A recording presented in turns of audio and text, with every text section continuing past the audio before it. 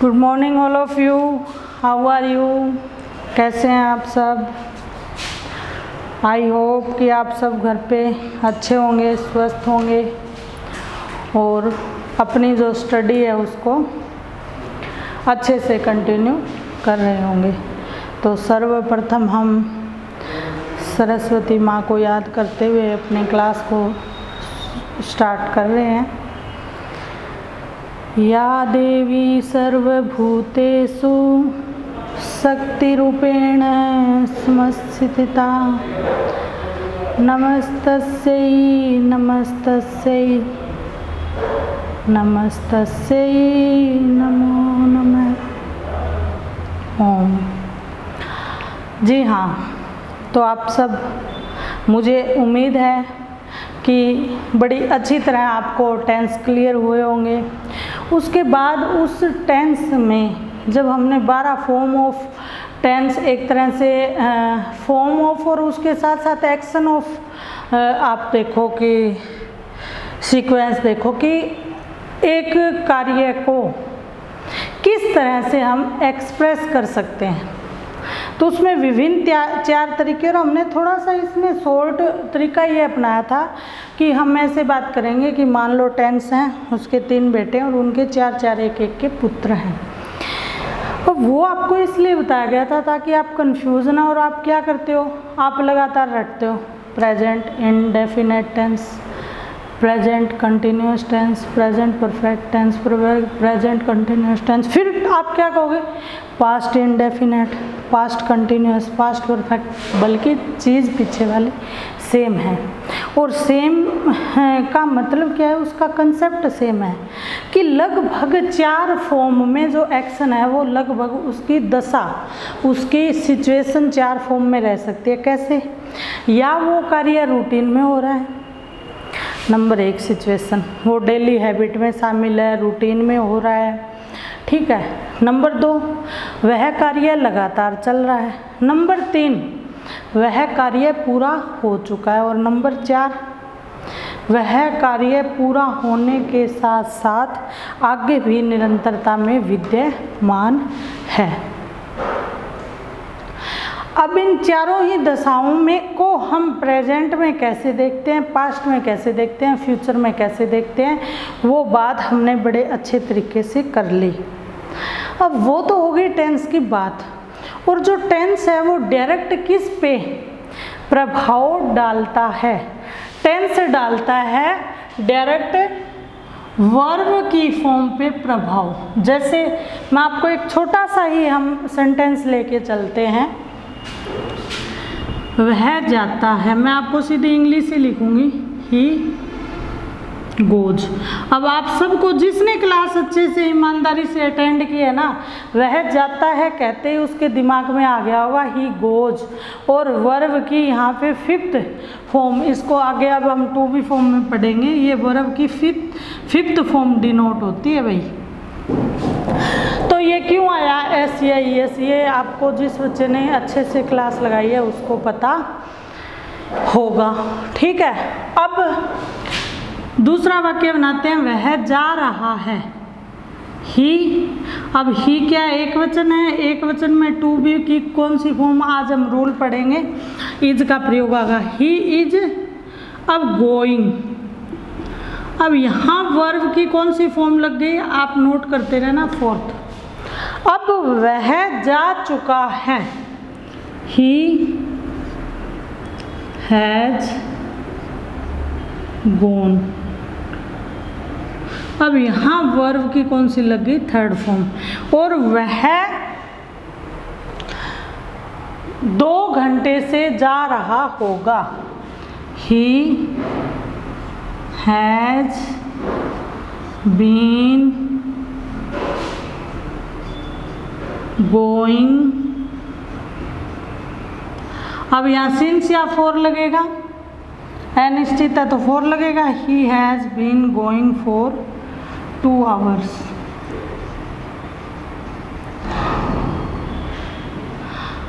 अब एक बात देखिए, मैंने पहली बात तो ये सेंटेंस लिखने का एक और उद्देश्य है। देखो मुझे बड़ा अजीब सा महसूस हो रहा है कि आपकी ना फीडबैक नहीं ले पा रहे हैं। अब अगर आप क्लास में होते तो शायद 10th की क्लास में आपसे इतनी बार क्वेश्चन आंसर पूछ लिया जाता कि हमें आइडिया हो जाता कि आपको वो चीज़ कहाँ तक आई है। और there is no any idea, no any information, और भाई आप इतने व्यस्त हो तो आप मैसेज भी नहीं कर पा रहे हो, अपनी क्वेरीज भी नहीं दे पा रहे हो, तो मैं समझती हूँ भी बहुत व्यस्त हो आप। तो शिक्षक का कर्तव्य होता है कि वह अपने स्टूडेंट्स का सम्मान करे। तो इस आपका सम्मान करते हुए मैं आपको कुछ नहीं कहूँगी, क्योंकि मैं आपसे बहुत रिक्वेस्ट कर चुकी हूँ। प्लीज़ बेटा क्वेरीज डालिए, क्वेश्चन पूछिए, या फिर कम से कम बताइए कि मैम समझ में आ गया। हाँ, व्यू कर लेते हैं, बहुत अच्छी बात है, लाइक कर देते हैं, लेकिन आप अपने लिए जो बेस्ट है वो काम तो कीजिए। फीडबैक आपके लिए बेस्ट है। तो एक तरह से ये 4 मैंने वाक्य बोले, जिस बच्चे के साथ बोलते ही ये चारों चीज़ें क्लिक कर गई कि हाँ ये आएगा ये आएगा, वो बच्चा क्या है ऐसे समझ लो उसने क्लास ढंग से लगाई है और वो इस कंसेप्ट को कैच कर गया। अब यहाँ पे वर्ब की आ गई 4th फॉर्म। अब ये देखिए, एक नोट करने वाली बात है पूरे। अच्छा, इससे पहले एक पॉइंट पे बात करते हैं कि सेंटेंस का स्ट्रक्चर क्या होता है, सब्जेक्ट, वर्ब और ऑब्जेक्ट। अब आप ये देखिए इन चारों सेंटेंसेस में, और चारों में मैं आपको ये बताऊं, अगर हम यहाँ पास्ट का भी बनाते हैं तो यहाँ वाज लग जाएगा, हैड हैज़ की जगह हैड लग जाएगा, हैड बीन की जगह हैज़ बीन की जगह हैड बीन बन जाएगा, ठीक है। और साधारण वाक्य में वर्ब की सेकंड फॉर्म आ जाएगी ही वेंट, वह गया, ठीक है। और अगर अब फ्यूचर की बात करें तो यहाँ सेल, ही विल गो, यानी वर्ब की फर्स्ट फॉर्म के साथ विल लग जाएगा, यहाँ सेल या विल के साथ प्लस में बी और लग जाएगा, ठीक है। और यहाँ सेल और विल हैव लग जाएगा, ठीक है। और यहाँ सेल, विल, हैव, बीन और सेम रह जाएगा, ठीक है। तो आप अब इस चीज़ को मैं क्या कहने जा रही हूँ, बड़ी ध्यान से देखना। सब्जेक्ट, अब हम देखते हैं स्ट्रक्चर बनता है तो ये चारों टेंस को लिखने के तरीके के, और तीनों काल की मैंने यहाँ पे बात कर दी, यानी 4 × 12। तो एक तरह से ये अपने आप में 12 सेंटेंसेस आर देयर, और there is not any change, any type of change in their subject. 12 के 12 सेंटेंस के सब्जेक्ट में कोई भी परिवर्तन नहीं आया है। और ऑब्जेक्ट, अब ऑब्जेक्ट होता, मान लो वह स्कूल जाता है, तो यहाँ पे क्या है, ऑब्जेक्ट स्कूल होता, और उस ऑब्जेक्ट में भी नो चेंज, कोई भी चेंज नहीं होता। अब बात करते हैं यह चेंज किस में आया है। यह चेंज आया है वर्ब वाले पोर्शन में। और अब थोड़ा सा जितना आपने वर्ब की क्लास लगाई आपको आइडिया हो गया होगा, एक होती है मेन वर्ब और हेल्पिंग वर्ब। तो यहाँ मेन वर्ब और हेल्पिंग वर्ब के अलावा किसी भी चीज़ में कोई चेंज नहीं आया। और ये इतना मैंने आपको टाइम इस बात पे इसलिए लगाया ताकि आपको यह समझ में आए कि सेंटेंस बनाने के लिए सबसे ज़्यादा रोल किसका होगा। सबसे जो बड़ा, जो महत्वपूर्ण भूमिका है वो होगी वर्ब। तो हम टेंस के बाद सीधा क्या कर रहे हैं, वर्ब ही कर रहे हैं। 1-2 क्लासेज हमारी हो चुकी हैं। और अब आते हैं हम सब्जेक्ट और ऑब्जेक्ट पे। अब सब्जेक्ट और ऑब्जेक्ट भी चेंज होते हैं, जैसे वो चेंज नहीं होंगे, लेकिन मान लो हम यहाँ पे गर्ल की बात कर रहे होते तो सी आता, बहुवचन में कई लोगों की बात कर रहे होते हैं तो दे आता है, और ऑब्जेक्ट में भी आता है, जैसे उसने मुझे सेब दिया, he gave me apple to me, ठीक है, तो उसमें मी, अस, इसमें भी चेंज आता है, ठीक है। तो ये क्या चीज़ होती है, इसको हम कहते हैं प्रोनाउन। तो जैसा कि आपने देखा था, जैसे ही टेंस कंप्लीट हुए तो मैंने दो ही चीज़ें उठाई, पहली नाउन और दूसरी प्रोनाउन। अब उसको उठाने के पीछे का जो मेरा व्यू था वो आपके समझ में आ गया होगा कि उसका मोटिव क्या था। वैसे तो देखिए, मैं एक चीज़ कहती हूँ कि हम किसी को, हमारी कोई भी एक्टिविटी जब हम करते हैं उसको एक्सप्लेन करने की ज़रूरत नहीं होती, लेकिन जहाँ हमें लगता है कि बच्चे को हमें थोड़ा सा पुश देने से वह और अच्छा कर सकता है, तो वहाँ मैं मानती हूँ कि एक अध्यापक को या एक लेक्चरर को एक्सप्लेन करने में कोई दिक्कत नहीं होनी चाहिए, यह आपका अधिकार है।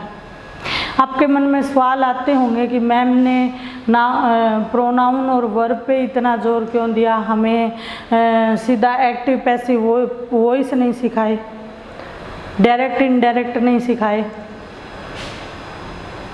अब मैं एक चीज़ कहती हूँ कि अगर आप इसके अकॉर्डिंग पढ़ेंगे तो आप कैपेबल हो जाएंगे कि एक्टिव वॉइस और डायरेक्ट इनडायरेक्ट पर हम पहुँचेंगे ना, तो आपको यूँ चुटकियों में चीज़ें समझ में आएंगी। क्योंकि मेरा मानना है कि देखो, कंसेप्चुअल स्टडी करो, कंसेप्ट क्लियर करके चलो, जिस चीज़ पे हमें आगे जाके समय खराब करना पड़े ना, उससे पहले उस विषय पे पहले ही उसको उतना समय दे दो, ठीक है। तो हम अब प्रोनाउन पढ़ रहे थे। प्रोनाउन में मैंने आपको बताया कि 3 पर्सन होते हैं, फर्स्ट, सेकंड, थर्ड, ठीक है। फिर उसमें हमने केस किए थे, यानी कर्ता कारक और कर्म कारक, वो आपको अच्छी तरह समझ में आ गया होगा। एक्टिव पैसिव वो इसमें काम आएंगे ना, तो कैसे नहीं हुआ, एक तरह से अप्रत्यक्ष रूप से आपका पैसिव एक्टिव वॉइस तो शुरू हो चुके हैं, बस उसको हमें अनाउंस करने की ज़रूरत है, थोड़ा सा और टेक्निकल आगे जाने की ज़रूरत है, ठीक है। तो अब आप ये देखिए कि दूसरी महत्वपूर्ण चीज़ क्या होगी, प्रोनाउन। और हम वर्ब और प्रोनाउन दोनों का तालमेल लगाकर साथ चल रहे हैं। मैंने आपसे प्रॉमिस किया था, प्रोनाउन मैंने आपको अच्छी तरह समझा दिए, लेकिन मैंने कहा था कि हम सेंटेंस वाइज करेंगे, तो वो लेक्चर आपका तैयार है। मैं देखती हूँ 1-2 दिनों में वो आप तक डिलीवर हो जाएगा विद एग्जाम्पल, और कम से कम 3 या 4 मैं कोशिश करूँगी एक प्रोनाउन के एग्जाम्पल आपके सामने रखूँ, ताकि आपको और क्लियरिटी मिल जाए।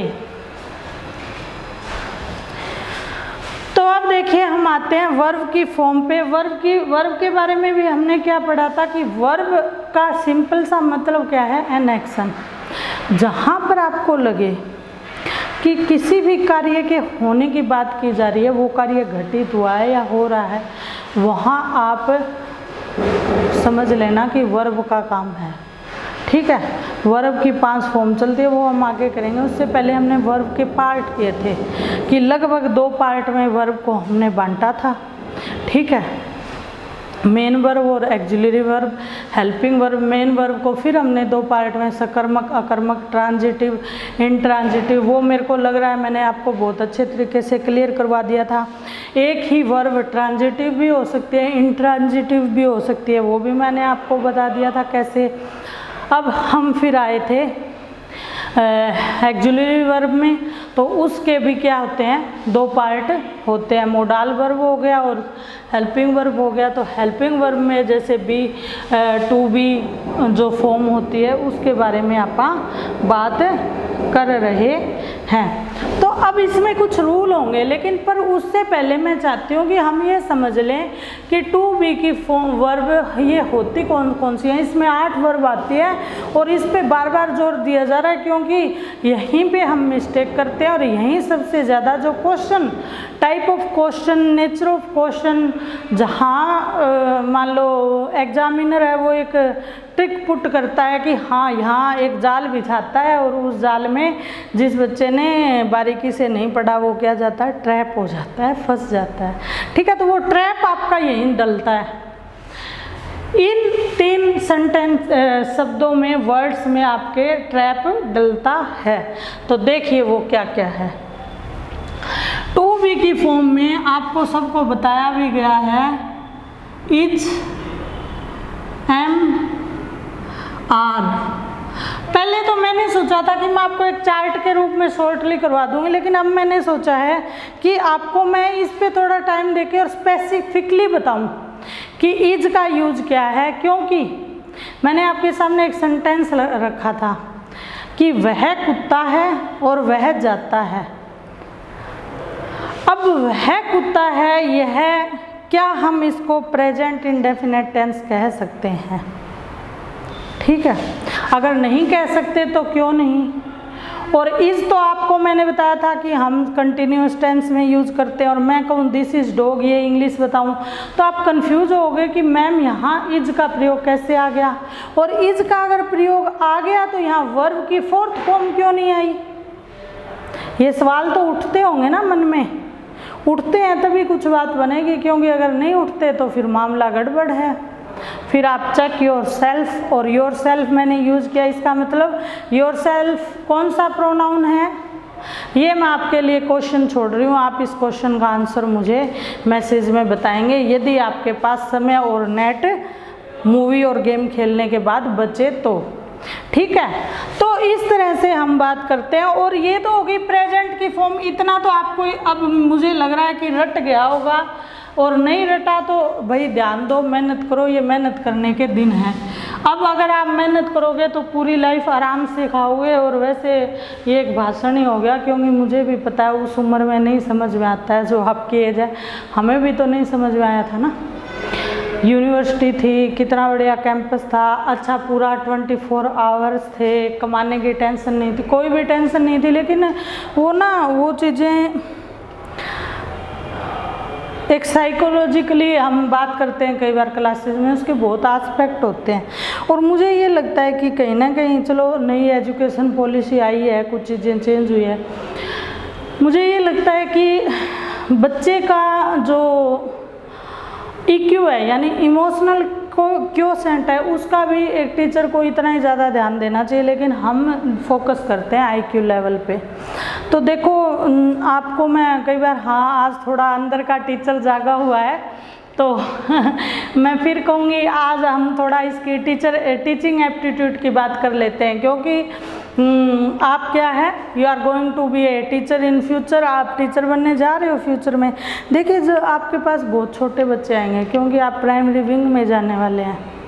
उन बच्चों की ना पढ़ाई के प्रति ऐसा व्यवहार मत करना कि उनका मन उतर जाए, बल्कि उनके साथ आप ऐसे और इतने सुंदर तरीके से आपका टीचिंग एनवायरनमेंट क्रिएट करना कि उन बच्चों की पढ़ने के प्रति रुचि बने। क्योंकि जब बीज बो गया तो बो गया, और तब अगर शरारत वाला बीज अगर बो गया, अगर पनप जाता है, तो फिर हमें क्या है, प्राइमरी स्कूल से और आगे ये मिडिल स्कूल में आते हैं तो वो उसको खाद पानी हवा सब कुछ मिल जाता है। क्योंकि साइकोलॉजिकली देखें तो वो बाल्यकाल की अवस्था आ जाती है, और बाल्यकाल में हम ग्रुप बनाना शुरू कर देते हैं, बच्चों के साथ खेलना शुरू कर देते हैं, तो फिर हमारा ध्यान क्या है, उस स्टडी में नहीं जाएगा। तो आपके कंधों पे सबसे ज़्यादा बड़ी जिम्मेदारी है। इस हमारे जो टीचिंग प्रोफेशन का जो बीज है वो आप बोते, और हमारे टीचिंग प्रोफेशन की आप नींव हो। एक टीचिंग लाइन में सबसे ऊंचा ओहदा मैं मानती हूँ कि आप यूनिवर्सिटी कैडर में सिलेक्ट और वहाँ आप जैसे प्रोफेसर की उपाधि प्राप्त करें, तो वो सबसे बड़े बच्चों को वही पढ़ाते हैं। उसके बाद तो फिर प्रोफेशनल कोर्स शुरू हो जाते हैं, कैरियर शुरू हो जाता है बंदे का। तो देखो उन प्रोफेसर्स को हम क्या भेज रहे हैं वो आपकी जिम्मेदारी होती है। तो बड़ा ही आप सीरियस प्रोफेशन में हैं और बड़े ही एक नोबल प्रोफेशन में हैं, तो इसकी शान रखिए, आन रखिए, मान रखिए और बच्चों से पहचान रखिए। मतलब एक प्यारा सा रिलेशन क्रिएट कीजिए और देखिए उनको ना शुरू से ही पढ़ाई के लिए, क्योंकि तब तक आप टीचर बनोगे ना तो जो मैं भाषण दे रही हूँ आप इसको समझ चुके होगे, क्योंकि तब क्या हो जाएगा, तब तक आपकी मैरिज भी हो जाएगी और मैरिज होते ही आपको आटा दाल और चावल मूंग उड़द सबके भाव पता चल जाएंगे और आपको हम क्या कहते थे वो बात अच्छी तरह समझ में आ जाएगी, तो आप उस चीज़ को ज़्यादा इम्प्लीमेंट कर सकते हो और एक्सपीरियंस से ही तो हम कुछ बोल पाते हैं ना। तो फिर तब तक तो आप समझ जाओगे और कुछ हमारी बात याद रख लेना, तो उन बच्चों को बड़े अच्छे से आपको उनकी ज़िंदगी में पढ़ाई के प्रति रुचि पैदा करके, और जिस बच्चे का आपको लगे कि पढ़ाई में ज़्यादा कुछ हो नहीं सकता उसको शुरू से ही कहो कि आप एक्टिवली कोई प्रोफेशन में जाएं जिसमें क्या हो कि कौशल, जैसे स्किल, आजकल स्किल इंडिया ये एक बहुत अच्छा कॉन्सेप्ट है अगर कोई समझे तो, क्योंकि सिर्फ नौकरी करने वाले ही तो लोग एग्जिस्ट नहीं करते ना यूनिवर्स में। अगर सारे ही नौकरी करने लग जाए तो पानी पीने के लिए घड़ा कौन बनाएगा, पहनने के लिए कपड़े कौन बनाएगा, सिलेगा कौन, ठीक है, आसपास चीज़ों को मैनेज कौन करेगा, आपके खाने पीने की दुकानें कौन लगाएगा, है ना। तो इस दुनिया में हर एक प्रोफेशन है वो अपने आप में नोबल है, चाहे वो छोटा और बड़ा हो। और मैं तो ये मानती हूँ कि सबसे ज़्यादा बड़ा अगर इस दुनिया में कोई प्रोफेशन है तो वो है वो लोग जो हमारे जो शिविर साफ़ करते हैं, जो गलियाँ साफ़ करते हैं, कूड़ा कचरा उठाते हैं, उनसे बड़ा कोई आदमी नहीं हो सकता, ठीक है। तो बच्चे को खुश रहना सिखाइए और पढ़ना ज़रूर सिखाइए भाई, और उसकी योग्यता को जानते हो, उस पर दबाव न दीजिए। तो मैं भी आप पे दबाव नहीं दे रही, आपका मन करे तो ही पढ़ना, बस वीडियो आप तभी ओपन करना जब आपका एकदम मूड हो पढ़ने का, वीडियो देखी, बातें दिमाग में गई और दिमाग में छपी और चलो भाई मस्त। ऐसा नहीं है कि आपका मूड नहीं है, अनमने मन से आप उसको क्लिक करो और ऐसे ही स्किप करते करते देखो, उसमें कोई मज़े वाली बात नहीं है। तो जी इज एम आर होगी प्रेजेंट की फॉर्म। अब इसी की इज एक वचन है, इज का एक वचन पास्ट में बन जाएगा वाज, और आर बहुवचन है, आर का पास्ट में बन जाएगा वर, ठीक है जी। और आई के साथ हमेशा एम लगता है, एम की हिंदी होती है हूँ। अब आई के साथ एम क्यों लगता है ना, कोई ऐसा कोई 30 मार का रूल नहीं है, समझने की बात है। मैं हूँ तो एम का मतलब हूँ, तो आई के साथ तो हूँ लगे ही लगेगा। इज का मतलब है, आर का मतलब हैं बहुवचन, ठीक है। वाज का मतलब था और वर का मतलब थे। क्लियर, ये क्लियर हो जाना चाहिए। और इसका प्रयोग वाजवर का पास्ट में होता है, इज एम आर का प्रेजेंट में होता है। बात समझ में आ गई। और इन पांचों का होता है कंटिन्यूअस टेंस में,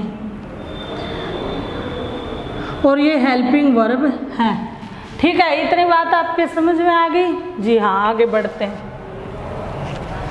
कंटिन्यूअस टेंस में तो हमने सीख लिया, अब उसके अलावा इनका प्रयोग कैसे होता है वो अब हम सीखेंगे। फिर है टू डू, तो डू में डू,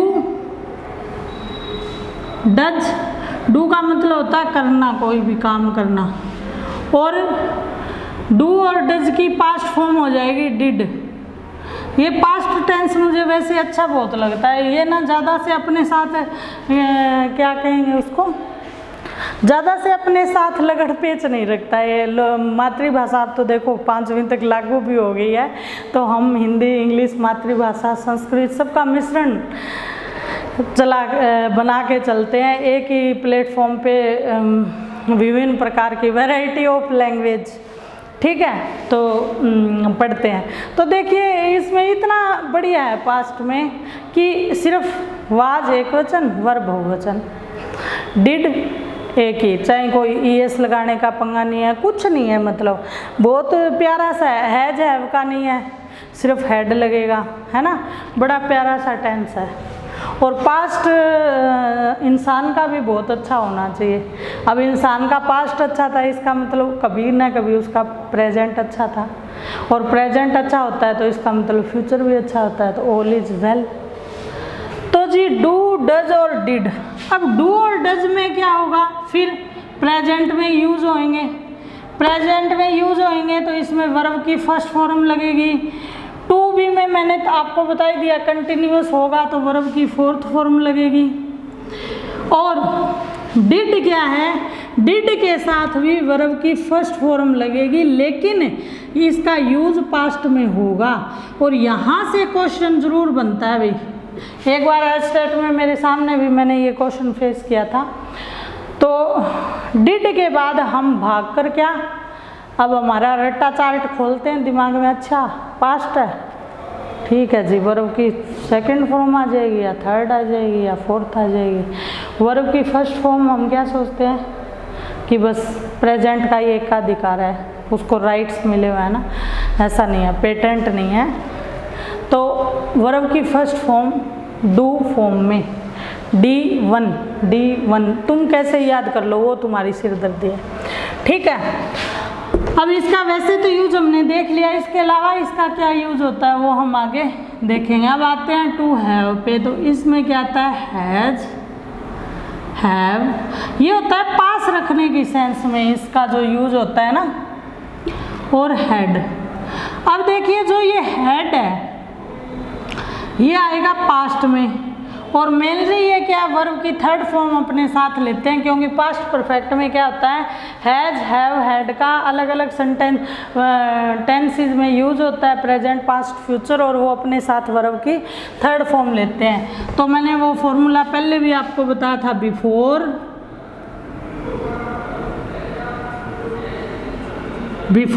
D1 और H3, ये फॉर्मूला रट लेना भाई, ठीक है। अब हैज, हैव का प्रयोग प्रेजेंट टेंस में होता है, एक वचन में, सिंगुलर में हैज और प्लूरल में हैव, लेकिन हैज का प्रयोग फ्यूचर टेंस में नहीं होता, तो फ्यूचर में सिर्फ हैव का, और पास्ट टेंस में सिर्फ हैड का, और प्रेजेंट में हैज और बहुवचन में हैव का, ठीक है, फ्यूचर में सिर्फ हैव का। अब ये जो 8 हो गई फॉर्म तुम्हारी,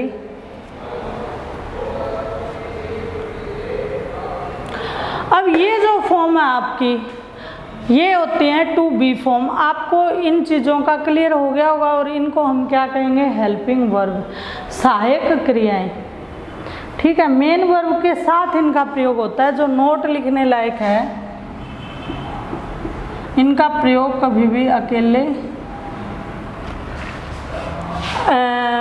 भी हो जाता है इनका, जैसे वह कुत्ता है, दिस इज डॉग, लेकिन इनका प्रयोग मेन वर्ब की हेल्प के लिए होता है। एक तरह से इसको आसान करने के लिए याद कर लो आप, हेल्प के लिए होता है। जैसे वह जा रहा है, वह सब्जेक्ट, जा रहा है, जाना वर्ब, रहा निरंतरता को दर्शाएगा, कंटिन्यूटी को। अब ये मैंने है नहीं लगाया, वह जा रहा, तो क्या सेंटेंस पूरा हो गया, कंप्लीट की सेंस नहीं देगा, और कंप्लीट की सेंस के लिए हम क्या लगाएंगे, है। अब है ने किसकी सहायता कर दी, मेन वर्ब की सहायता कर दी, इसलिए ये हो गए हेल्पिंग वर्ब। इतना समझ में आपको आ गया होगा। तो नेक्स्ट क्लास में हम पढ़ेंगे कि जो टू बी की फॉर्म्स हैं उनका यूज़ के रूल क्या क्या हैं, ठीक है। इज एम आर का क्या रूल है उसके, लेकिन रूल किसके अलावा, टेंस के अलावा। टेंस में तो हेल्पिंग वर्ब्स कैसे यूज होते हैं मैंने आपको बड़े अच्छे से बता दिया है। ये जो टॉपिक है, ये सब टॉपिक ऐसे मान लेना कि use of helping verbs in the tenses.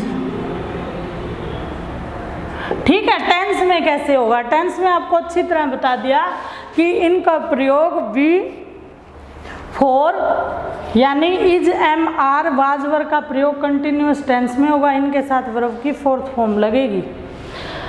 Do does did इनका प्रयोग वर्ब की फर्स्ट फॉर्म लगेगी, इनका प्रयोग जैसे क्वेश्चन वाले वाक्यों में लगता है वो हम आगे करेंगे।